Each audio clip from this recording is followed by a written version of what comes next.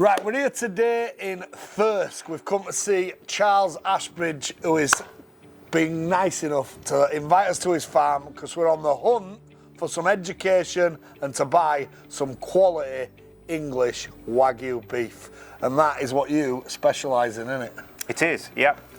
We started breeding Wagyu roughly about 7 years ago. And has it proving more and more popular? It seems to be gaining in popularity in England. A lot of people interested in it. And when I put the question out, we were looking for the best Wagyu in England. This gentleman come forward. We had the olive fed, which did a job for us, but now we're after the absolute Bugatti Veyron. We need to find it. And we've got some here. Can you explain to us the difference between F1, F2, crossbreed? There seems to be a lot of stuff going around. This video today, we want to try and educate the people, and we want to do it 100% straight, honest, exactly where we are with it. And we can show them all different types, what we've got, what we haven't got, what full blood means, what F1 means. Can you educate us a little bit on it? Because I'll be honest with you, I don't know about it. I'm a butcher, you're a farmer. Tell us what it's all about. Yeah, well, there's a lot of variance in the whole Wagyu.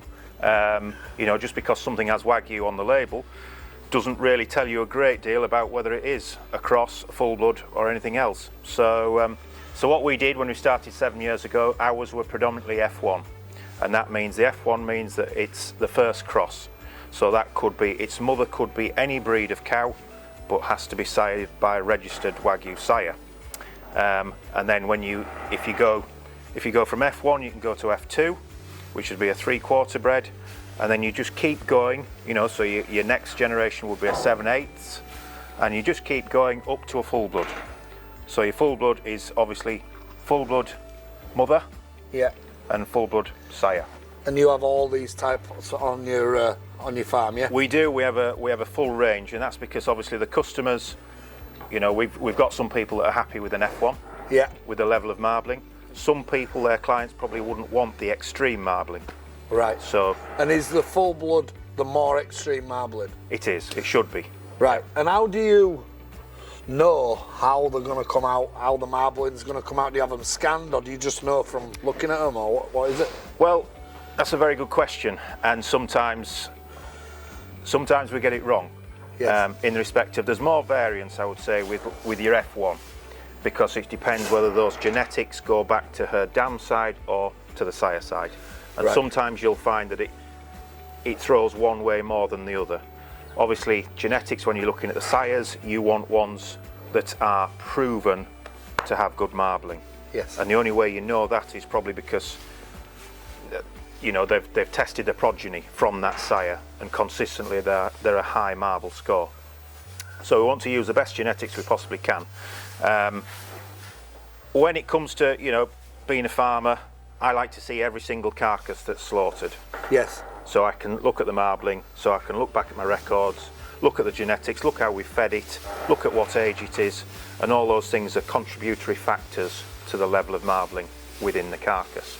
So as a farmer, it is still, you know, when I say trial and error, we do get surprised every now and again. Something you don't think would be marbled as well comes back better marbled. Something that you think would be greatly marbled might not be as good. But are we using, you know, is that me looking with a sort of a farmer's eye and looking at its condition?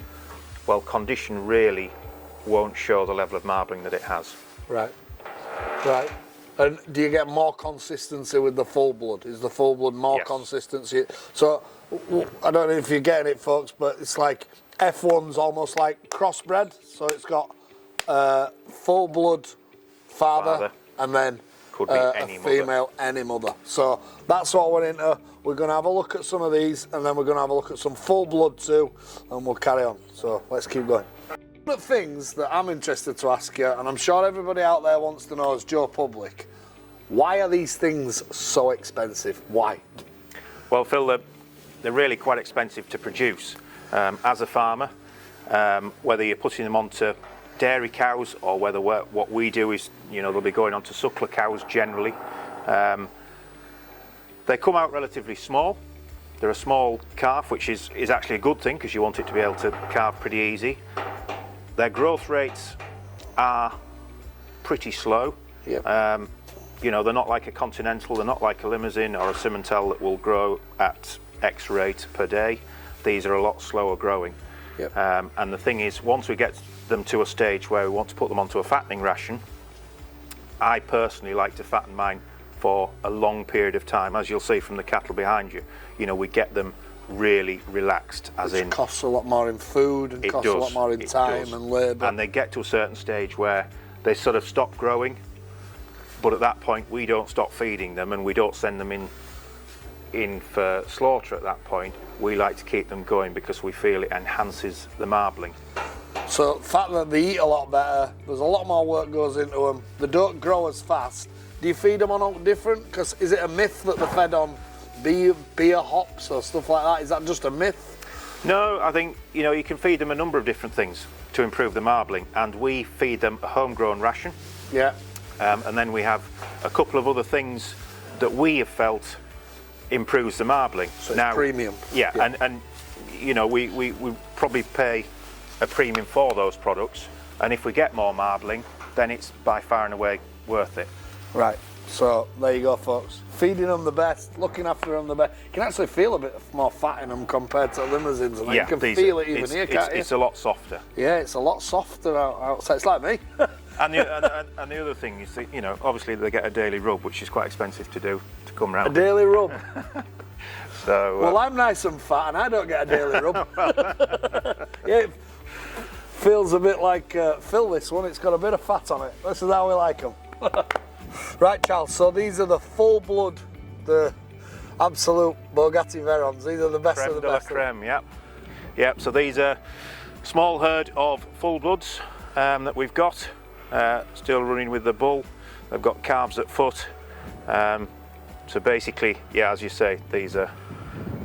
In a beautiful field, really lush grass. How long do you put them on grass for? Compared to as long as we can, really. So the growing season, you know, this is we're 900 foot above sea level, so it's quite high up here. Growing season is quite short, so we put these cows and calves will come out sort of first week of May.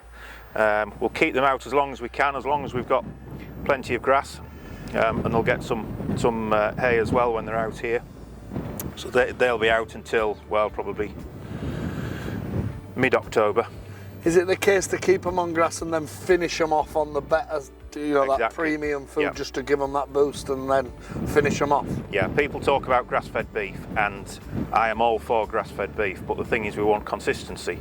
So if you're buying off me, you want to know whether you're getting it in January, July or October, that it's going to be the same every single time, with the level of fatness, Yeah. with a sort of confirmation of the animal. And so what we do is we give them 2 summers. All our finishing cattle get 2 summers at grass. The first summer is with their mother. The second summer is on their own as independents, because they're sort of, you know, they're too old to be with their mother.